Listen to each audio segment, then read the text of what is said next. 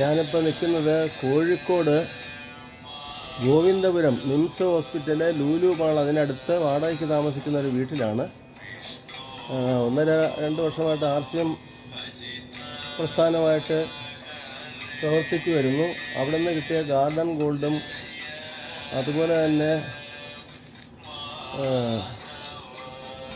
ഹരിത സഞ്ജീവനിയൊക്കെ ഉപയോഗിച്ചിട്ടാണ് ഞാനിത് ഈ മട്ടിപ്പാവിൻ്റെ പുറത്ത് കൃഷി ചെയ്തു വരുന്നത്. ഇത് ഗ്രോ ബാഗും അതുപോലെ തന്നെ ഡ്രമ്മിൻ്റെ ഇത് ഉപയോഗിച്ചിട്ടുള്ള ഇതാണ്. ശകലം റിസ്ക്കാണ്.